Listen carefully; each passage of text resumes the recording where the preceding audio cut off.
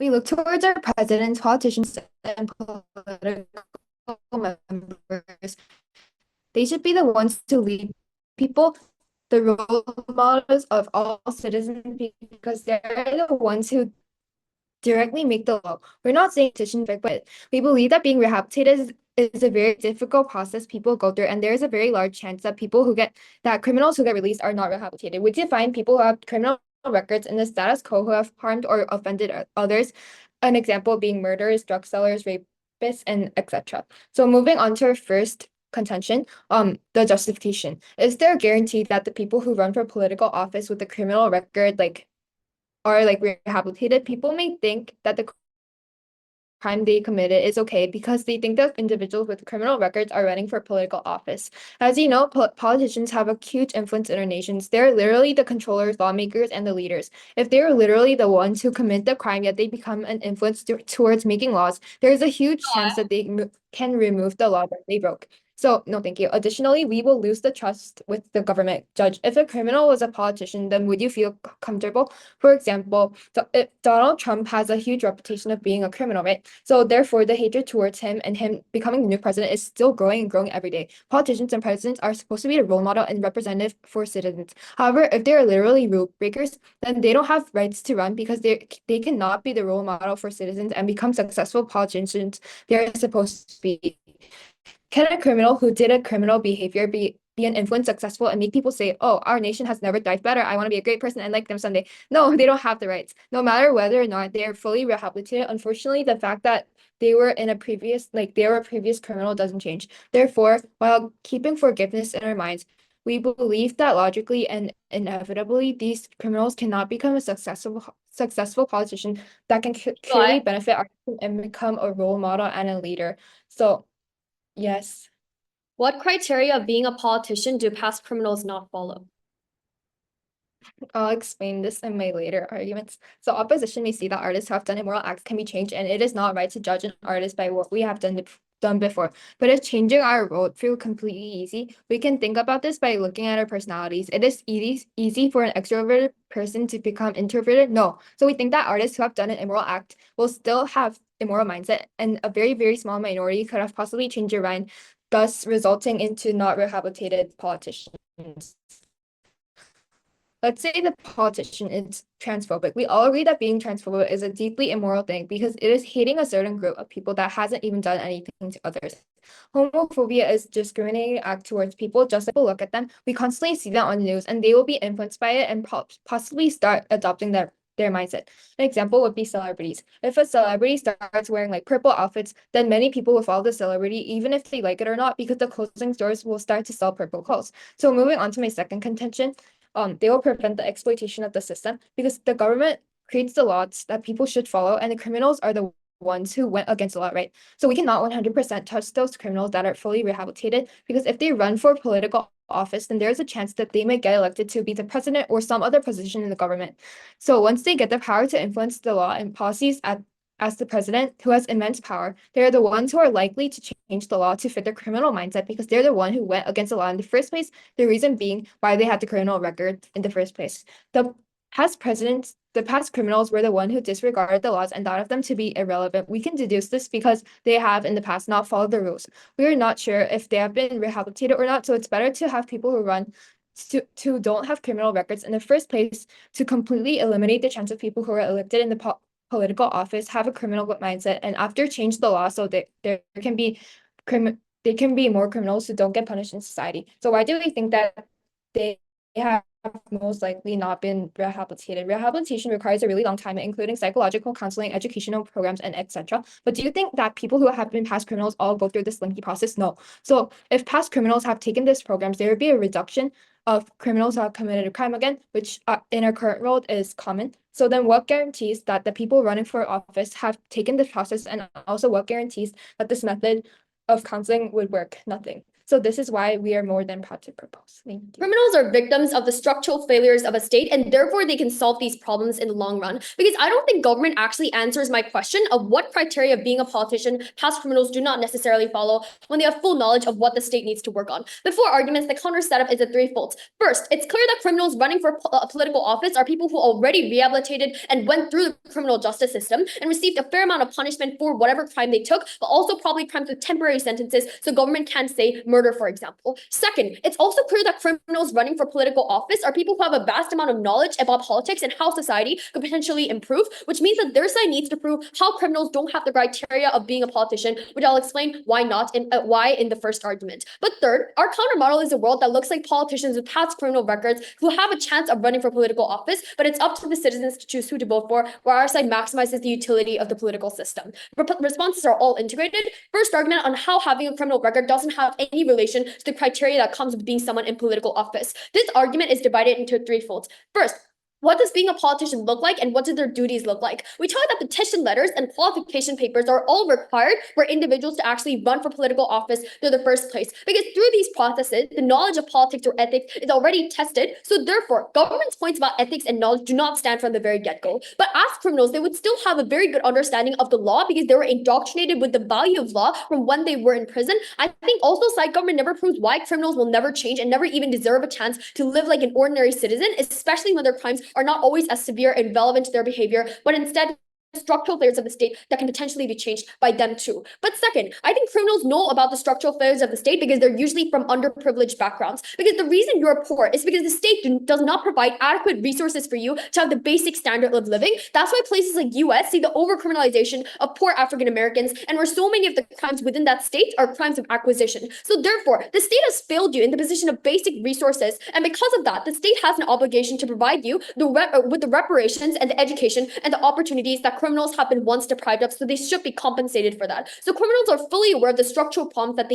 the state needs to address, and I think they're going to be able to solve that when they actually have the chance to run for political office. But third, I know for a fact side opposition will argue that the standards for leaders should be higher than for ordinary citizens. First, leadership isn't just about having a spotless past and being perfect. It's about demonstrating the ability to grow, learn, and improve, because I think individuals with criminal records have rehabilitated already show strength and commitment to positive change, which are key qualities in a leader, especially if they're minority of people, then they're relatable to everyone else. And the fact that they signed up means that they've personally grown themselves to a person who can be knowledgeable and smart enough to be a politician. Second, holding someone to a higher standard doesn't mean excluding those who have made mistakes but have worked hard to turn their lives around. In fact, someone who has overcome lots of levels of adversity might be harder positioned to lead with empathy and understanding to minorities as well, which I'll explain later. Second argument on how we positively impact politics. The premise to this argument is that politics have always been dominated by people who are affluent and considered to be educated, while past criminals were always neglected and stigmatized because of this very reason, even though it's not necessarily their fault, but it's usually the structural problems of the state. Because in the status quo, most of the political figures and presidents are the elite of elites. Because of this, most presidents and political figures only focus on policies for the affluent and the rich, and this is because they do not try to address the structural problems that the poor and underprivileged face. For example, a politician who's from a rich and affluent family would probably just increase sentencing for criminals because they don't know the kinds of problems that they go through and why the state has structurally failed them. So they do not address the structural problems that the poor and underprivileged face because they can't see the situations themselves and they can't relate to them. Our side exclusively solves this problem in a twofold.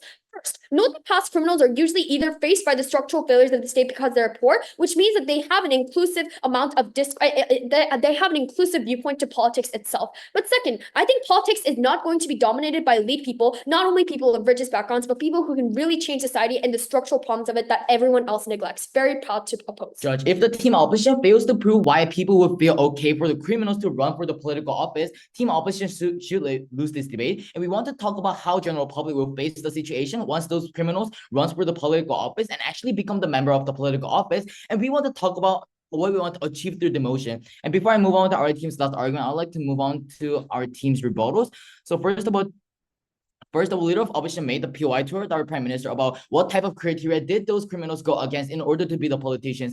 Our team believes that those politicians should be pure in terms of the law, and we view those politicians as the leader and the role model of the citizens, right? And we believe that those leaders and the role models should be crystal clear and pure in order to get the support from the citizens and lead the citizens. However, those criminals are the ones who actually went against the law that citizens should follow, right? And our team believes that those criminals cannot be the ones who should lead the citizens because they are not able to keep the basic law that even citizens follow, right? And also, they said that they provide more opportunity to choose for the citizens, like choose, for example, the member of the political party. But Joy, no, I'll accept if it's clarification.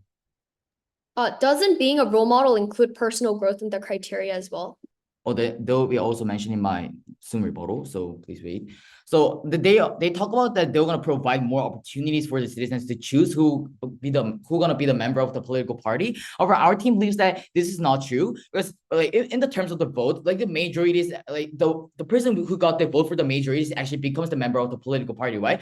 For example, if the politicians are the one who actually committed the sexual crime, then those victims who actually got the harm from the sexual crimes are the minorities, right? And they got the less chance to actually influence the vote, and they got the less chance to actually to choose who actually becomes the member of the political party, right? So our team is, even though your team actually provides the opportunities for the people, those people who actually gets the harm from those type of criminal are actually getting the harm and gonna feel uncomfortable toward the political offices. And also, they said that the criminals have the good understanding toward the law, but this is what we're worried about. Other politicians also well knows about the laws, right? And this is the reason why they run for the political office. As Prime Minister mentioned, there is a chance that those criminals can actually exploit the system once they become the member of the political office. They might change the law, and they may want to make the law and the policies as the way they want because they're the one who actually went against the criminals. Went against the laws, right? Also, right? And also, they said that being a leader is not the ability to lead the people, but our team believes that those leaders also needs to prove that they have the ability. For example, if I got a C in my test, and if I try to teach and educate my friends, will my friend actually listen to my lead and follow what I said? No, it's because I can't prove that I am good at studying. And this is the reason why those leaders also needs to prove that they can actually lead those people. Okay, so, and this, I believe that this is also the same type of situation for this type of debate. And I have to move on to our team's last argument about it'll create an uncomfortable relationship between citizens and political office. If there are criminals, and it means that there is a victims, right? It's the simple logic. And if those criminals runs for the political office, we should understand the fact that there is a chance that they can actually be, for example, a president. And those people who work for the political office have the power to influence the law and policies and lots of things. If the woman who committed the sexual crime becomes the member of the political office, I'll be very suspicious about it. Because first of all, that woman is the one who actually harmed a man like me, right? And people like me will be very suspicious, will have the very suspicious feeling toward that person because that person might influence the law, for example, to help the sex criminals, right? And even though this is not true, I'll still feel uncomfortable about the fact that the member of the political office is the one who committed the crime, especially toward the man like me, right? And our team believes that there is two negative impacts from here in the status quo. First, about the backlash. If one of the candidates who committed for example, like sexual crime toward the woman and actually becomes a member of the political office, none of the women will feel nice and satisfied, right? And our team believes that the women will likely to create a backlash toward the political offices because they will feel disappointed and they'll feel dissatisfied about it. And second one is the dissatisfaction toward the political office. A victim of the crime will never support those criminal of the crime. And our team believes that if the criminals becomes the one of the member of the political office, general public feel unsatisfied about the fact that the member of the political office is the criminal, and our team believes that it'll lead to the lack of trust toward the political office. So we're very proud to oppose. Side government gives you 4 minutes of platitude of why criminals don't deserve to be political figures. The world of government is absolutely not a world that is fair for all individuals, in a world that equally grants every individual a chance to live and achieve their dreams. We say that their burden to prove at the end of this debate is why we should ban people with criminal records to not run for political office in the first place and not even give them a chance when the voters are the ones who are actually voting for the political figure. If the person is not good enough, then they will not be voted. We say that at least we should give them an equal chance. Judge, I think Annabelle more than clearly told you how we will also better increase the quality of politics. Note that most people that commit crimes come from not very affluent backgrounds and know the structural problems that make people commit crimes. Therefore, when they gain political power, they'll most likely better know the situation of the poor and will therefore implement better policies to solve the structural problems on our side of the house. now politics won't be dominated by the elites. Responses. Firstly, their claim is that people with criminal records will not meet up to standards of integrity and public trust. First, we tell you that people can change over time. Someone with a past criminal record may have been rehabilitated and proven themselves to be upstanding citizens after Why? punishment. No, thank you. Secondly, many systems like Pearl are designed to reintegrate individuals into society. Denying them the opportunity to run for political office implies that they will never be trusted again, undermining the justice system's goal of rehabilitation. But secondly, trust and integrity should be assessed by the voters. If a person with a criminal record runs for office, the electorate has the power to decide whether that Why? of their trust. No, but Bart, it's undemocratic to preemptively remove this choice from the voters. Voters are capable of weighing a candidate's past actions, including any criminal record, against their current behavior, qualifications, and policies. Voters deserve the right to assess the risk of corruption themselves rather than having it preemptively decided for them.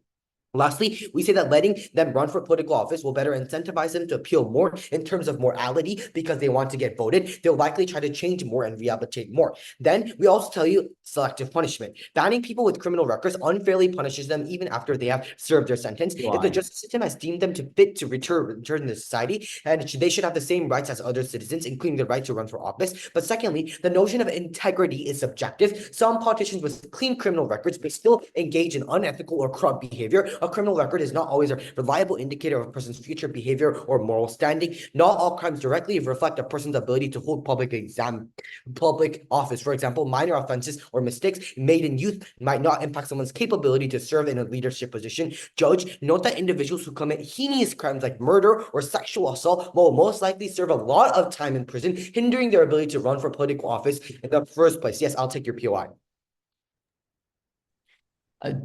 Sorry. Do you want a woman who committed a sexual crime toward a man to be a politician? I'm not saying that they should be first of all, just because they run for this election doesn't mean that they become a politician right away. If they don't deserve it, then the voters won't vote for them. But secondly, we say that they have already served time, right? And I'm going to rebut you right away. Like why you talked about how justify crimes. First, let's distinguish between crime and redemption. Allowing individuals with criminal records to run for office does not justify or condone the crimes they committed. It acknowledges that the people can make mistakes, serve their punishment, and then contribute positively to society. Redemption and rehabilitation are not the same thing. The justice system is also based on the principle that once someone has paid their debt to society, like serving a sentence, they should be given a second chance. This is not about justifying criminal behavior, but about promoting fairness and the possibility of personal reform. The fact that someone with a criminal record is allowed to run for office after serving their punishment actually reinforces accountability. They already faced the consequences for their action. Their participation in the democratic process highlights that accountability doesn't end with punishment. It extends to proving their worth in public again. Here they tell us that this doesn't compensate for victims, but firstly, the justice system already compensated. But secondly, running for political office is about public service and leadership, while compensating victims is a matter of legal responsibility and personal accountability. And third, allowing someone to run for office after serving their punishment does not mean they avoid accountability for their actions. They have already been held accountable by the justice system through fines, incarceration, or restitutions. The last thing I want to say before I end my speech is that at the end of this debate, we are the side that actually hold leaders to a high standard on their current behavior, policies, and integrity, not solely their past mistakes. People can evolve, and those who have turned their lives around may be even more committed to ethical leadership than others, more than practical.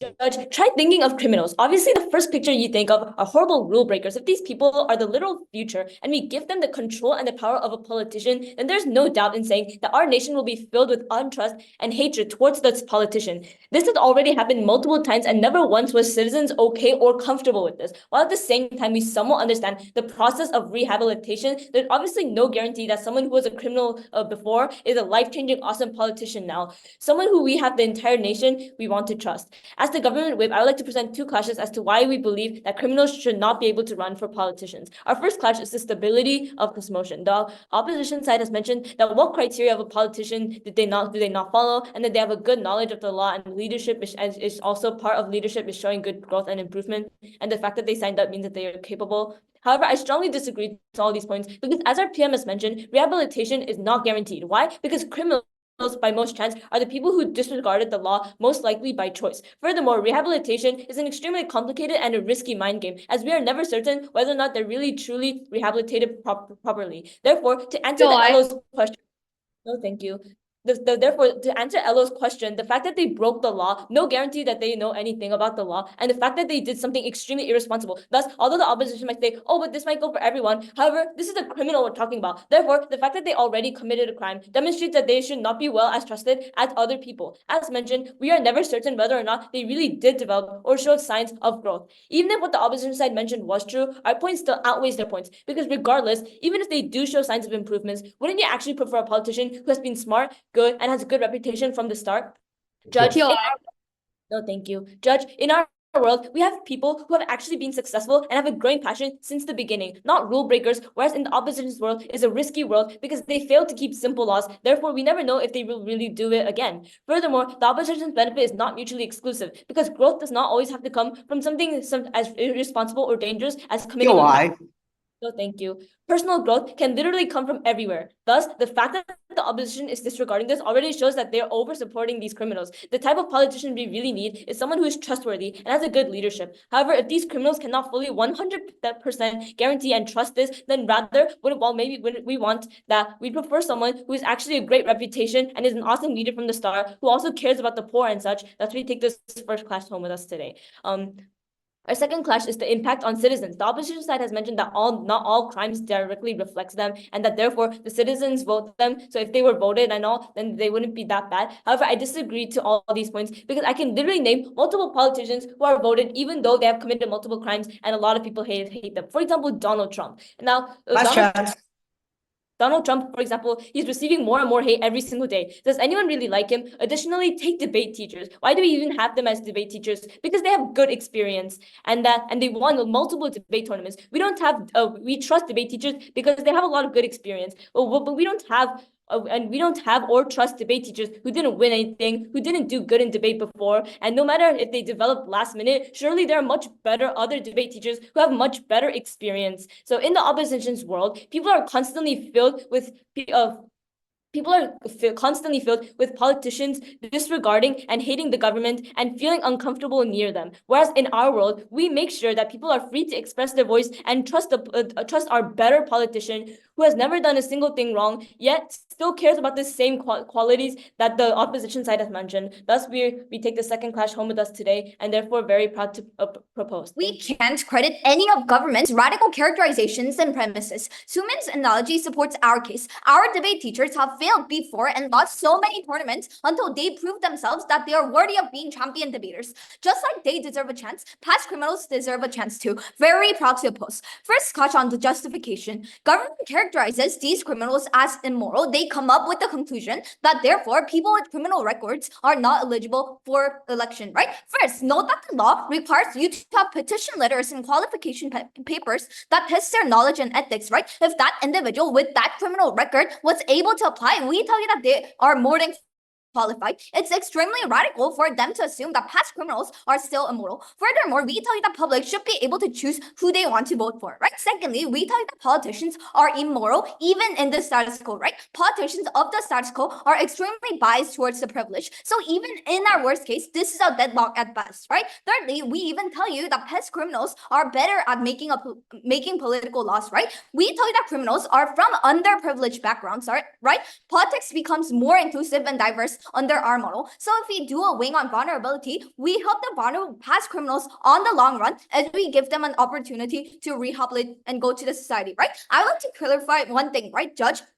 Although state government continuously tells us that criminals are immoral, people that were against the law, we tell you that this is extremely radical and irrelevant. If they run for office, they are already rehabilitated and qualified. They talk about how the public is harmed, right? Two responses here. Firstly, we tell you that this is about voting, right? If men don't want a woman with a sexual assault record to become a president or so, they can vote for another politician, right? Government is too narrow-minded. Secondly, we tell you that the public is benefited when they actually have a politician that have political knowledge, we say we win, right? Voters will still judge the candidate's character, right? Voters are not likely to elect individuals whose past crime indicate ongoing dishonesty, violence, or corruption, right? Allowing someone to run doesn't guarantee them political power. It simply allows the public to decide whether they're fit for office, right? Judge, our burden is not to prove why these criminals have to become a politician. We're trying to give the public a chance and the past criminals a chance. We say we win, right?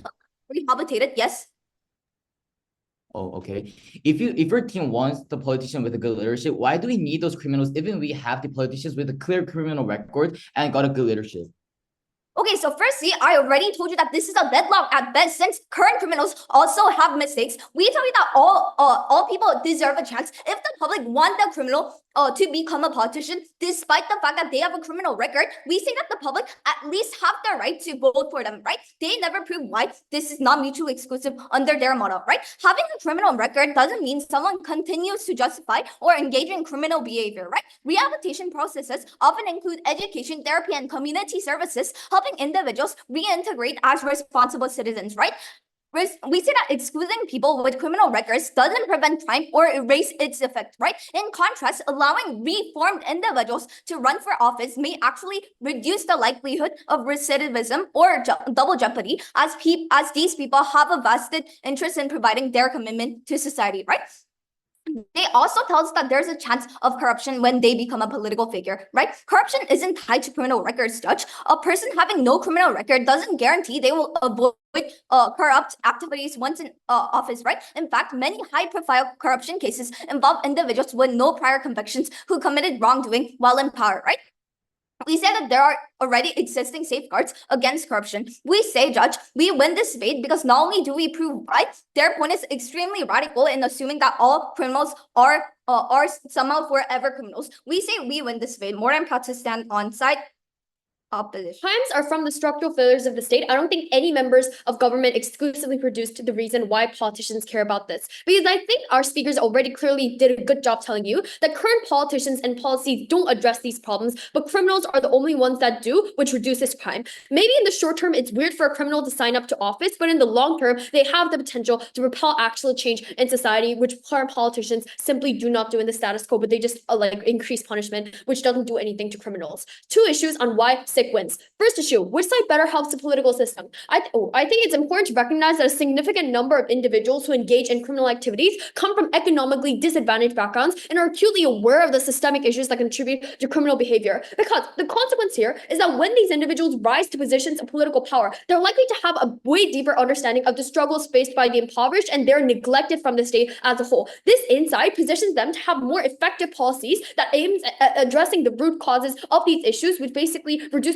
crime, because if you get rid of the cause, you obviously get rid of the effect too. So thus, in this scenario, political influence is less likely to be monopolized by the elite and more representative of the broader population's experience and needs. Second issue, do past criminals deserve to be politicians? And I think this turned very unnecessary from Soomin's speech. Firstly, we already told you that people can evolve over time.